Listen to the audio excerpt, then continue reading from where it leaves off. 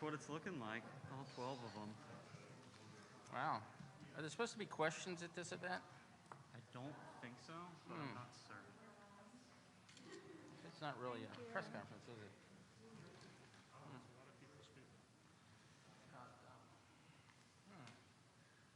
Such a great shot.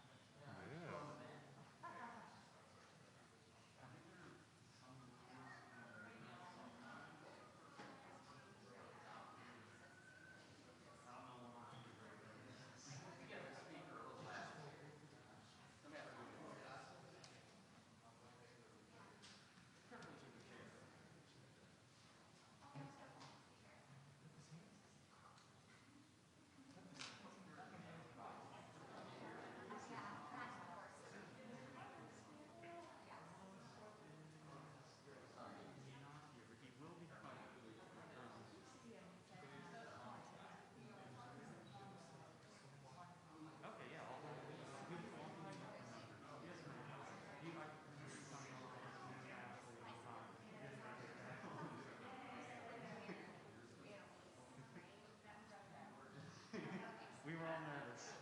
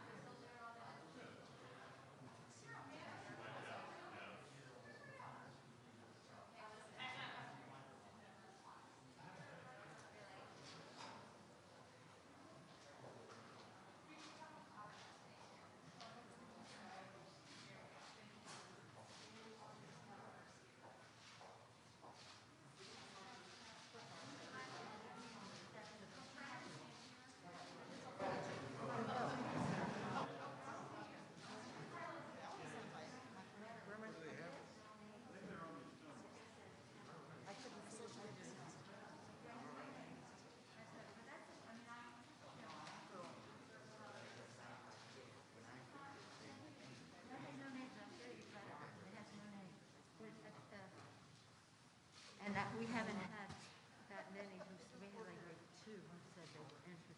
Oh, okay. Let me get that to you then, and I apologize Well, for do it that. right away because I will. well, it's not that, it's just that other people want an answer.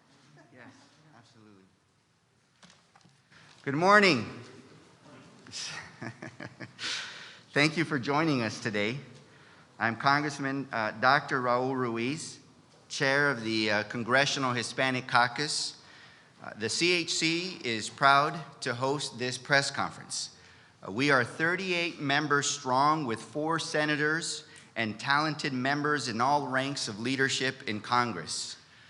We are at the cusp of voting for the Farm Workforce Modernization Act and the Dream and Promise Act, 2 bills that I know will make an incredible positive difference for our nation.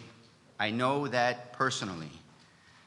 You see, due to a terrible tragedy in my family, I was brought to the United States from Mexico as a baby. My parents were farm workers who worked tirelessly day in and day out with calloused hands and tired backs with minimal rests to give me and their children opportunities that they've never had. Farm workers, like my parents, and like many of my constituents back home in the Coachella Valley, taught me the values of hard work, resiliency, and taking care of one another. Why are these bills important right now? It is precisely now, during a pandemic, when we need to pass these bills. Dreamers are doctors, nurses, lab technicians, contact tracers, and job creators. Farm workers are getting infected and dying from COVID at a much higher rate than the general public. They are literally dying to feed you, give you the nutrients you need to heal from COVID. We must protect and secure our food supply chain. The Congressional Hispanic Caucus has led efforts to fix our broken immigration system, and I am very proud to say that the CHC has endorsed both of these bills that will strengthen our economy, stabilize our food supply chain, and give people peace of mind. I would like to thank Congressperson Lofgren, Congresswoman Clark, and CHC members, Congresswoman Roybal Allard, Congressman Costa, and Congressman Carbajal for putting pen to paper and helping draft the bills. I would especially like to thank Speaker Pelosi and Leader Hoyer for their leadership and for building in extra time in the House schedule so that we could vote on these two bills today. And I call on Majority Leader Schumer and Senator Durbin to bring the Dream and Promise and Farm Workforce Modernization Acts for a vote in the Senate. La Ley de Sueños y Promesas y la Ley de Modernización de la Fuerza Laboral Agrícola es la reforma migratoria que necesitamos. Nuestro país es más fuerte cuando aceptamos a nuestras comunidades de inmigrantes.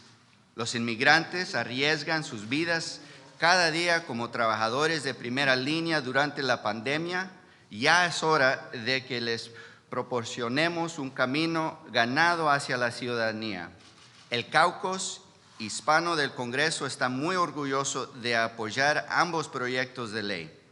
Home is here, estamos en casa, and now it is my great honor and pleasure to introduce you someone who has been a fierce champion for children, dreamers, and immigrants, who recognizes the strength and value of diversity, and who has gone above and beyond to create opportunities to ensure there is diversity in every corner of the House of Representatives, our wonderful Speaker of the House, Nancy Pelosi.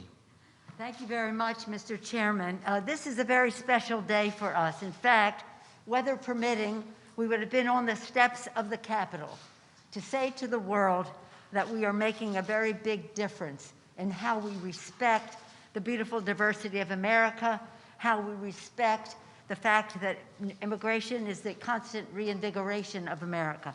We're allotted 1 minute, so I will be as brief as I can be. I want to just say that this is a day for many of our members have participated a long time, but for Lucille Roybal Allard. In 2010, she authored this legislation, which passed on the floor, and it did so with the full, Mr. Chairman, full support of the Congressional Hispanic Caucus. The Hispanic Caucus made the difference in passing that legislation. You are doing so again now with the Tri-Caucus represented by, and from the AAPI community, Congresswoman Strickland, a freshman from Washington State, and Yvette Clark, a long-term supporter of immigration issues from the Congressional Black Caucus, Congresswoman Clark of New York. And when we go to the floor today, as I say, this is a big day for Lucille because of the DREAM Act, which he sponsored. But it's also now the DREAM and Promise Act. And the Promise part of the bill is the TPS part of it is authored by Congresswoman Velasquez, Madam Chair of the Small Business Committee. When we passed the bill in 2010, the sponsor of the bill was Lucille and Howard Berman, and the chair of the caucus was Congresswoman Velasquez. She took the lead that Mr. Ruiz has today in persuading other members to vote for the bill. So thank you for making it possible then. Thank you for expanding it now to TPS and DD, et cetera. So this is, again, and for Lucille, the farm worker bill, the Farm Workforce Modernization Act that we've talked about here is in her DNA because her father was instrumental, Congressman Roy Ballard, Mr. Chairman, way back when in establishing the farm workers. So Stenny's not here, but Stenny and I served with him on the Appropriations Committee. We knew well his great work in the Congress, but also what he brought to the Congress in terms of such a history. And in this room 1 year ago, the last event that we had before COVID prevented further events, we celebrated the 90th birthday of Dolores Huerta. So there's so much coming together for us here. Let me just close by quoting Ronald Reagan. Ronald Reagan said, if we ever close the door to new Americans, our leadership in the world would be lost. It has always been a pleasure for me to sing the praises of our dreamers. They make us so proud. They have in so many ways, as the distinguished chair has indicated. So for us, this is a day of not only passing legislation, but a cause for celebration. With that, I'm very pleased to yield to the person. As I say, this is her day for many reasons. Madam Chair, the chair of the Homeland Security Subcommittee of Appropriations, where she has fought this fight for a long time, Congresswoman Roy Ballard. Madam Chair. Good morning, everyone. I thank Speaker Pelosi for making the Dream and Promise Act one of the top 10 Democratic priorities for this Congress. I also thank my co-authors, Congresswoman Nydia Velasquez and Yvette Clarke, as well as Zoe Lofgren for her invaluable guidance and leadership as chair of the Judiciary Subcommittee on Immigration. After 20 years of fighting to protect dreamers and as co-author of the original DREAM Act, I am truly thrilled that today the House will take a major step in ending the veil of fear and uncertainty that has plagued the lives of our dreamers for far too long. As our nation has battled the COVID-19 pandemic, 202,500 DACA recipients have risked their lives as essential workers. They have packaged and stocked our food, taught our children, and worked, as Chair Ruiz said, as doctors, nurses, and caregivers to protect our health and safety. While each dreamer has a unique story, they all exemplify American values and a deep love for the only nation they call home. I thank my colleagues for their support and for being here today. Y para nuestros soñadores, los apoyamos y estamos con ustedes en esta lucha. Gracias por sus contribuciones a nuestro país. Su hogar es aquí. I now yield to Representative Zoe Lofgren. Thanks so much. This is, in fact, a great day. You know, one of the things that we have been fortunate for during this horrible pandemic is that our food supply was never disrupted. We could always go to the supermarket and find food. Now, that's thanks to the farmers of America, but also the farm workers of America, most of whom are undocumented, and most of whom have been here more than 10 years. They live in a period of uncertainty, and we decided we should do something about it. Who is we? The United Farm Workers Union and the growers talked to each other for over a year to try and see if we could come up with a path forward.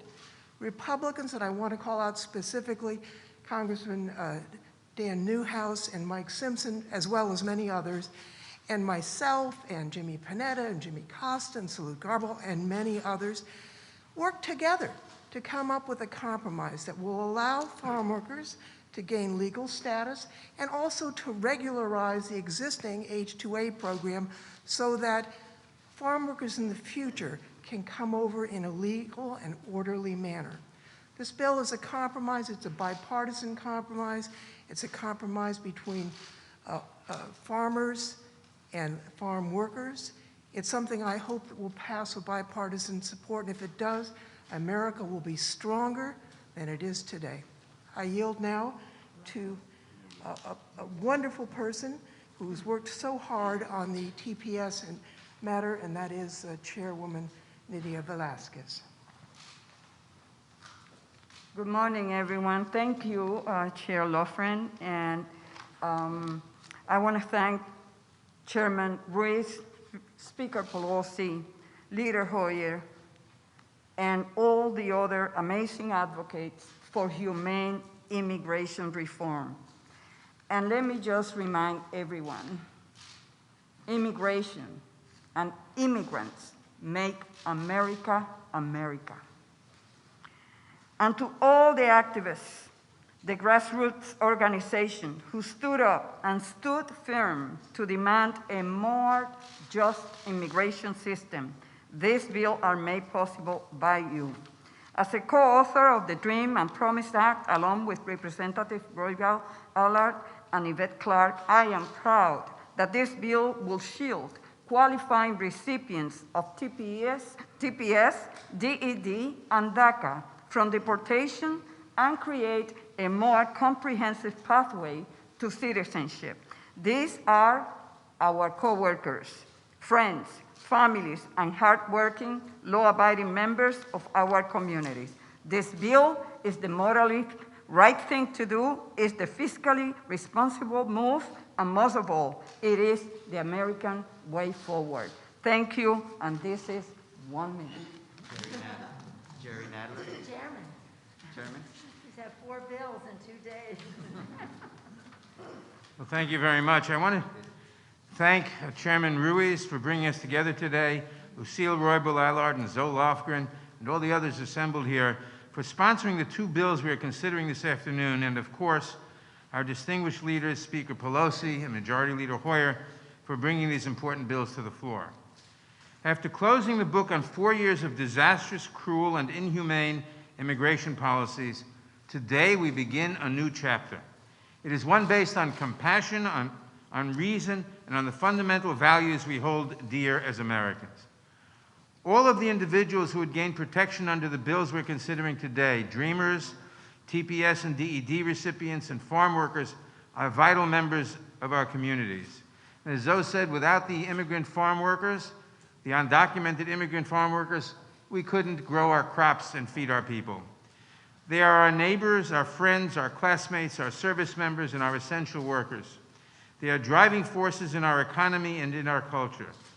The 2 bills we will pass today recognize that America is stronger when we welcome people to our shores. Later this afternoon, the House will send a clear message that we believe in a just, rational, and humane immigration system. I hope that our Senate colleagues will hear us on the other side of the Capitol and will take similar action. I'm proud to stand with my colleagues here today, and I look forward to sending both of these important bills to the President's desk. And I think I kept it under a minute.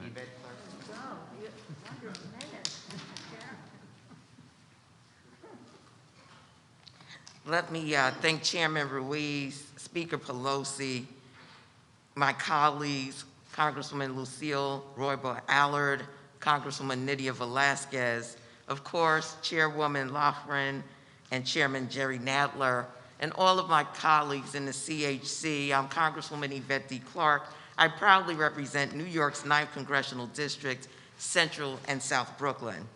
As the daughter of Jamaican immigrants, I understand the need for the Dream and Promise Act, and a 21st century immigration system worthy of our great nation. Let me be clear, our current immigration system is broken. And to coin a phrase of another very distinguished Jamaican American, the notorious B.I.G., If you don't know, now you know. Imagine being brought to the United States of America. You're on a road trip with the family. You're a child, you're observing your surroundings. You come to a new place, you settle, you grow up with other children, you dream, you aspire, you reach your goals. You're educated, you're engaged, only to find out you're undocumented. Only to find out that the work that you have done to help build this country has not been given the same value as if you were born in this nation. Today, we are saying, let us continue to build on the American dream. Let us pass the Dream and Promise Act. We have an obligation to bring forth the type of support, undergirding that needs to happen for those who have been a lifeline to so many families across this nation, not only during this pandemic, before it, and will continue to do so as proud Americans as we pass the Dream and Promise Act. With that, I think it was a minute, I yield back. Thank you. Good morning, everyone. Thank you, Representative Clark, Chairman Ruiz, and Speaker Pelosi for this opportunity to speak in support of the American Dream and Promise Act. I am proudly a member of both the Congressional Black Caucus and the Congressional Asia Pacific Islander Caucus here in the U.S. Congress. For the 1.5 million Asian Dreamers and 2.1 million African immigrants, the American Dream and Promise Act isn't just any piece of legislation. It is a pathway to citizenship that will determine their future in this country, in this place that they call home, in this place for millions of people who have known no other home but the United States. And I want to talk a bit about the recipients who are going to come from Korea and from the continent of Africa. Koreans were one of the first groups to sign up for DACA when it was announced by President Obama. And immigrants from Africa, from Nigeria, Ethiopia, Ghana, and Cameroon, to name a few, are now among the fastest growing groups of immigrants across the United States. Creating a viable pathway to citizenship and acceptance is something that all undocumented immigrants grapple with. I want to thank the Congressional Hispanic Caucus for leading the way on this issue, and I want to encourage everyone to support these bills. And I say this because we talk about bipartisanship here in Congress, but these bills are wildly popular with the American public. America wants these things to happen. We've been talking about this for too long, and now is the time to act. It's the morally right thing to do, it's the courageous thing to do, and it's good for the economy, and it epitomizes what it means to be American. I now yield to Representative Costa. Thank you.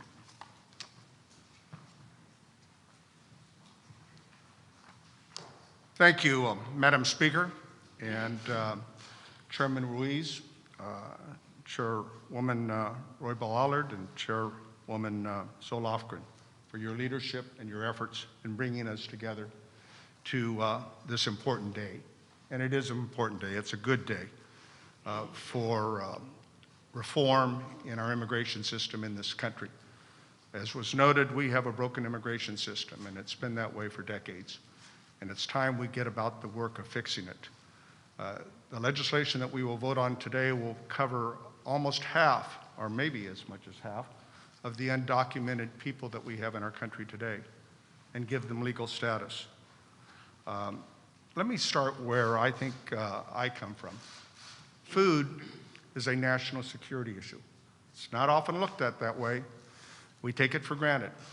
But certainly in the last 12 months with this pandemic, with the closure of schools and restaurants, and our complicated, complex food supply chain turned upside down, I think more Americans are beginning to understand how critical it is for the 5% of the population, the nation's population, that puts food on America's dinner table every night.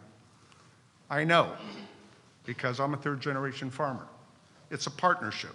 It always has been a partnership between farm workers, farmers, dairymen and women, and it's that partnership that has been part of the great success of America that allows us not only to feed all of our people, but to also produce enough food for other parts of the world where they are in need. Let me tell you something. The coalition that came together was a result of the hard work of a lot of folks here. The United Farm Workers, who many of us have worked with for years, the grower organizations, and much of organized labor, understanding that farm workers, the campesinos, who make up such a wonderful part of our country, in the San Joaquin Valley that I represent, are some of the hardest working individuals I have ever met. Yes, I know these campesinos. From the time I was a young man on my family's farm till an adult, I worked side by side with them. I know what hard work is all about. And they are trying to do their best to raise their families and to have a better opportunity and a brighter future for themselves and for our country. Yet, it is simply wrong for them to live and work under the shadow of uncertainty and fear of being deported. That's what it is. It's that fear that they live with from day to day. Maria, who I spoke with a few months ago, lived in Parlier. She picks and works in an orange packing shed, has risen in the ranks there. But she left a few months ago from this good paying job. She had purchased a home, she had her family, because some of her family was documented, some was not. And therefore the word was out that the Immigration Service was looking at deporting and making a raid at this packing shed. That's real, that's fear. So let me close by saying that when we talk about some of the hardest working men and women and their young children who put food on America's dinner table every night, today we are going to give them hope. The hope that they have, that I see in their eyes when I go to my district every week. A hope for a normal life free from the dread of family separation and deportation that hangs over their head every day when they leave to go to work.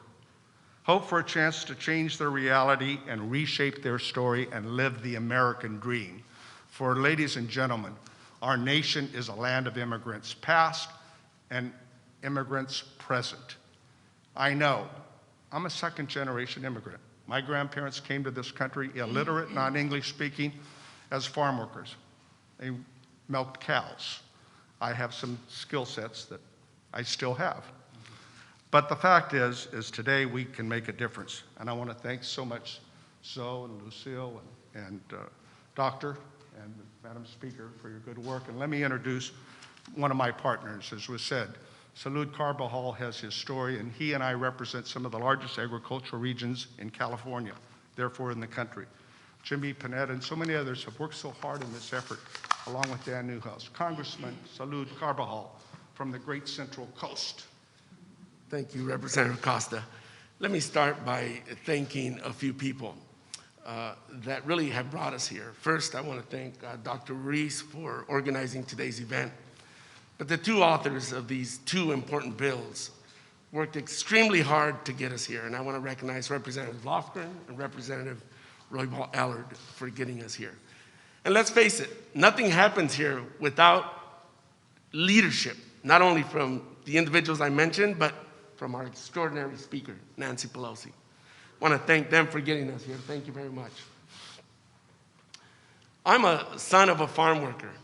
Many of summers I toiled in the fields with my father. I know firsthand the hard work of farm workers. I also happen to represent a district where the #1 industry is agriculture. So making sure that our farm workers are taken care of and that our farmers have the tools and the assistance they need to prosper is of the utmost importance to me. This is personal to me.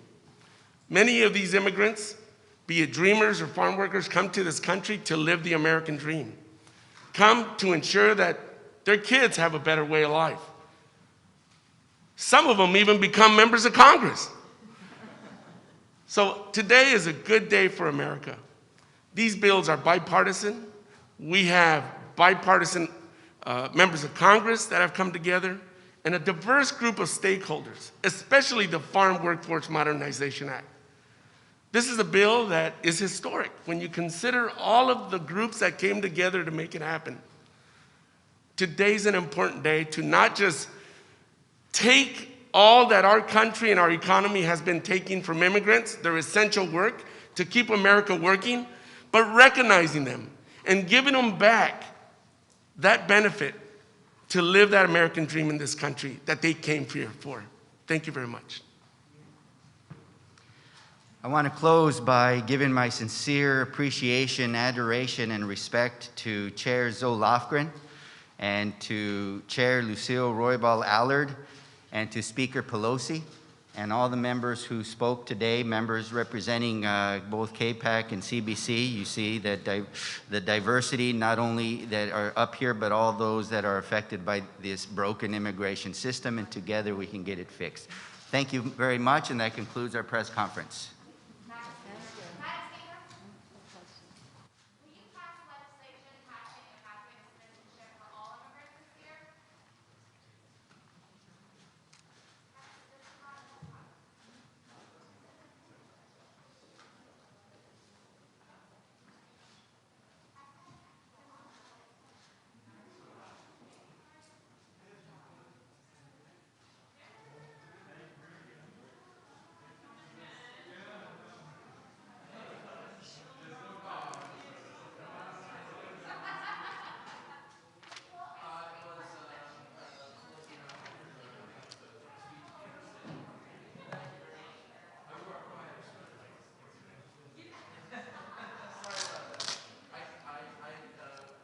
Y'all got anything else today?